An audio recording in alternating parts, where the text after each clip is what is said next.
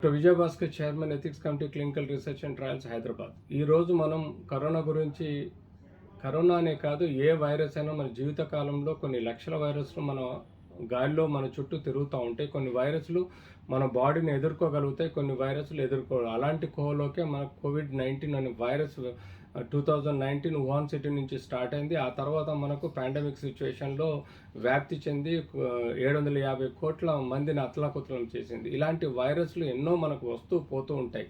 వీటిని కంప్లీట్ నియంత్రించలేము, ఎందుకంటే అది మార్ఫలాజికల్ చేంజెస్ అవుతుంటాయి, మ్యుటేషన్స్ అవుతూ ఉంటాయి, కొత్త వేరియంట్స్, కొత్త స్ట్రెయిన్స్ వచ్చి మనని ఇబ్బందుల లోనవుతూ ఉంటాయి. మన బాడీలో యాంటీబాడీస్ ప్రొడ్యూస్ అయిన దశలో మనకు ఎలాంటి వైరస్లు వచ్చినా వాటిని తదనంతరం తనంతట తానే నాశనం చేసుకొని మనకు ఎలాంటి ఇబ్బంది కలగకుండా చూసుకునేదే ఇమ్యూన్ సిస్టమ్. ఆ ఇమ్యూన్ సిస్టమ్ బలోపేతం లేనప్పుడు మనకు కొత్త వేరియంట్స్ వచ్చినప్పుడు అవి మన బాడీలో వ్యాప్తి చెంది వాటి యొక్క అగ్రెసివ్నెస్, వాటి యొక్క డ్యామేజ్ చేయడం మొదలవుతుంటాయి. అలా మనకు ఈ వైరస్లుతో మనం సహజీవనం చేయక తప్పదు. జీవితకాలంలో కొన్ని ఇంతకు మించి ఇంకెన్నైనా వైరస్లు మనకు వ్యాప్తి చెందొచ్చు.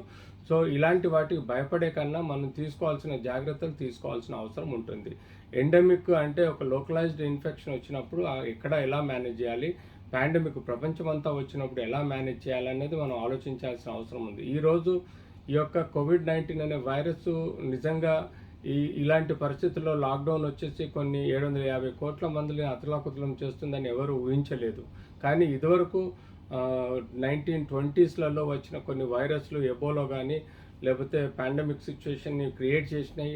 అలాగే ఫ్లేగ్ వ్యాధి వచ్చినాయి, అట్లా ఎన్నో హెచ్ఐవి వచ్చింది, ఆ తర్వాత మనకు స్వైన్ ఫ్లూ వచ్చింది, మొన్నటికి మొన్న చికెన్ ఫాక్స్ వచ్చింది, చికెన్ గున్యా వచ్చింది. ఇలాంటి ఎన్నో వైరస్లు మనకు వ్యాప్తి చెందుతూ ఉన్నాయి. క్రమేణా ఈ మ్యుటేషన్స్ని కంట్రోల్ చేయడానికి మనకు సెక్యూరబుల్ అంటే వ్యాక్సిన్ అనండి. వ్యాక్సిన్ ద్వారా మనం వీటి నుంచి ప్రొటెక్షన్ చెందాలి. ఎప్పటికప్పుడు నిరంతరము వైరాలజీ ల్యాబ్లో ప్రతి వ్యక్తి ఎవరైతే వైరస్తో ఎఫెక్ట్ అయ్యారో వాళ్ళని క్షుణ్ణంగా పరిశీలించి జీన్ స్టడీ చేసి సీక్వెన్స్లో దాని యొక్క వేరియంట్ని కనుగొని ఆ వేరియంట్ మనకున్న వ్యాక్సిన్ వల్ల యాంటీబాడీ ప్రొటెక్షన్ ఉంటుందా లేదా తెలుసుకోవడం గవర్నమెంట్, హెల్త్ మినిస్ట్రీ, అలాగే పబ్లిక్ హెల్త్ సిస్టమ్ యొక్క ముఖ్య బాధ్యత అండి. వాళ్ళు ఎక్కడైనా ఏదైనా వేరియంట్ మిస్ అయినప్పుడు ఇలాంటి విపత్తులు, ఇది కోవిడ్-19 లాంటి విపత్తులు సంభవించి మనల్ని కష్టపెట్టే అవకాశం ఉంటుంది. కాబట్టి ఇలాంటి విపత్తులు జరగొద్దంటే ప్రపంచంలో virology labs, gene sequence studies,